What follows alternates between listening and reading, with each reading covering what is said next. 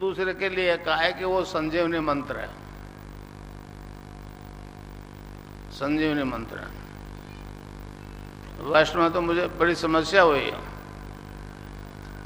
अब हमारे देश में तो राम और रावण का युद्ध हुआ था, लक्ष्मण के तीर लगा शक्ति का, वो बेहोश हो गए, बेहोश हो गए।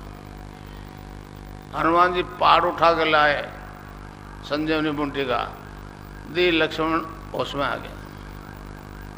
मर जाते तो नहीं, कुछ नहीं होता। तो इस प्रकार उन्होंने कहा है कि वो संजीवनी मंत्र है, वो माइस्टिक है, सीक्रेट है, बट नॉट यट रिवील। अभी प्रकट नहीं हुआ है, इंस्पायरेशन नहीं हुआ उसका। मैं उसी उसके संजीवनी मंत्र की दीक्षा देता हूँ, राधा और कृष्ण के नाम की दीक्षा देता हूँ। और उस अब आप चाहे कोई रोग है आपको, हनुमान जी ने लक्ष्मण को बूटी दी तो उसमें आ गए, और मैं जो संजीवनी मंत्र की दीक्षा दूंगा राधा और कृष्ण के नाम की, तो आप में बैठे चाहे कोई एड्स का पेशेंट है, चाहे viral load, blood cancer, hepatitis B, haemophilia, अब एक इसनोफीलिया का केस आया था। हीमोफीलिया एक ऐसी बीमारी है जिसमें ब्लड जो है जमता नहीं, थक्का नहीं जमता, कोगुलेशन पावर खत्म हो जाती है। अगर एक नाड़ी कट गई तो बच्चा मर जाएगा। वो जन्मजात बीमारी है। हमारे बीकानेर में एक डॉक्टर है अब्दुल अजीज सुलेमानी, गवर्नमेंट रजिस्ट है वो। जब उनको ये मालूम हुआ तो उसने कहा कि ये तो बाई बर्थ बीमारी है, इसमें तो नोबेल प्राइज मिलना चाहिए, नोबेल प्राइज। मैंने कहा 17-18 मिले होंगे नोबेल प्राइज, एक HIV पॉजिटिव को नेगेटिव करके बता दे दुनिया। मैंने तो हजारों ठीक कर दिए, समझा। तो ये सिद्ध योग है। सिद्ध योग का मतलब है मैं आपको दूंगा कुछ नहीं। मतलब हमारे ऋग्वेद में मनुष्य की संरचना हो 7 कोषों से है। पहले मैटर शुरू करता है, अन्नमय कोष, प्राणमय कोष, मनोमय कोष और विज्ञानमय कोष, आनंदमय कोष, सत्यमय कोष और चित्तमय कोष और सत्यमय कोष। तो चारों कोषों का विकास नहीं हुआ आज तक। हमारे देश में एक याज्ञवल्क्य ऋषि हुए हैं, उन्होंने आनंदमय कोष चेतन किया है महर्षि अरविंद के मुताबिक।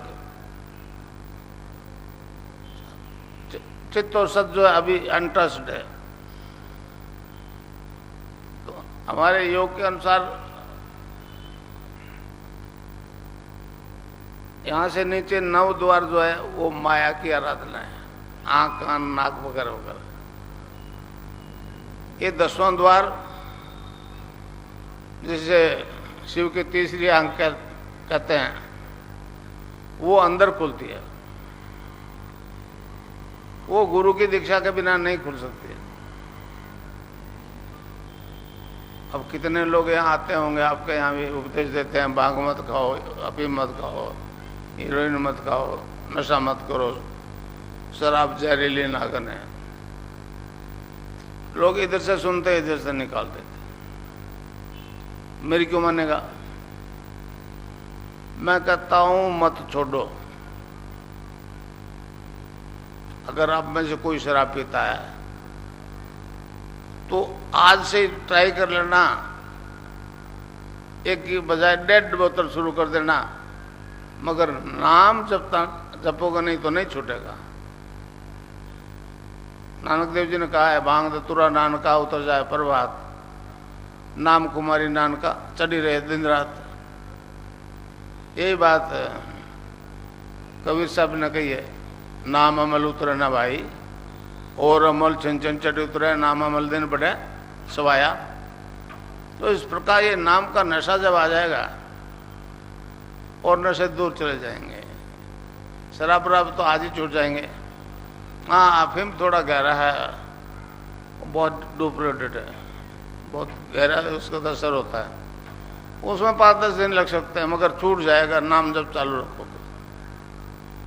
समझे न समझे? नाम के बारे में एक बात बताऊं। रैदास जी के गुरु ने बताया, बेटा ये नाम जप, तो उसने जपना शुरू कर दिया। अब वो बंधन ही हो गए। तो रैदास जी ने एक भजन में गाया है, अब कैसे छूटे नाम रट लागे, अब कैसे छूटे नाम रट लागे। तो बीमार है उनको तो अभी से शुरू हो गया, और बीमार नहीं है उनको थोड़ा 15-20 दिन में ध्यान करना पड़ेगा, और काम करते रहो। वो मन ही मन जपते रहो, जीभ और जीभ नहीं हिले। जैसे किताब पढ़ते हो बोले बिना भी, इसी तरह से मन ही मन जपना पड़ेगा आपको। वो अजपा शुरू हो जाएगा, और मैं यहां दिख जाऊंगा। फिर कुंडलिनी जागृत हो जाएगी। ये आंख खुलना और कुंडलिनी जागृत होना साइमल्टेनियसली एक साथ होता है। अभी होगा योग। एक खेचरी मुद्रा और लगती है, उसको हमारे योगियों ने, खेचरी मुद्रा में क्या होता है, जीभ पीछे खींचती है और सख्त होकर ऊपर तालू में धस जाती है। ऊपर एक पर्टिकुलर पॉइंट को पिंच करती है, उसमें से एक रस टपकता है।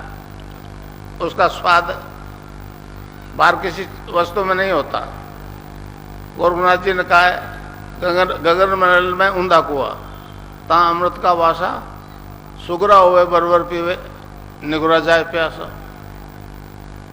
तो अब वो ये अमृत है, तब फिर दूसरा जन्म क्यों होगा? भारतीय योग दर्शन का मूल उद्देश्य मोक्ष है। ये जन्म मरण के साइकिल से छुटकारा पाने की बात है। समझे? बहुत गुरु है, मैं नाम नहीं कहना चाहता, कहते 20 साल तक जपो। स्वामी रामदेव तो बेचारा फिजिकल एक्सरसाइज कराता है, मंत्र तंत्र की दीक्षा नहीं देता। समझे? तो ऐसा हो जाएगा, कुंडलिनी जागृत हो जाएगी। मैं कहता हूं 20 साल बाद गुरुचला रहेंगे क्या? इसकी गारंटी है। और अभी क्यों नहीं होना भाई? 20 साल का झांसा है, अब भी होगा। और होना वाना कुछ नहीं है, आप जन्म से पूर्ण हो। आप नहीं जानते आप क्या हो। मैं तो आपको अपने आप से आपको इंट्रोडक्शन करवाऊंगा, दूंगा कुछ भी नहीं। देने लेने के किसी में कोई सामर्थ्य नहीं है। समझे? अब कई कहते हैं कितनी देर में लगा, तो मैं उदाहरण दूं आपको। राजा जनक को एक खपत सवार हुई, राजा जनक को एक खपत सवार हुई कि तत्व ज्ञान प्राप्त किया जाए। उसने बहुत गुरुओं को बुला लिया, वो नहीं बता सकते। इतने मुद्दर से अष्टावक्र जी आ गए। तो अष्टावक्र के 8 कोप थी बेचारे का।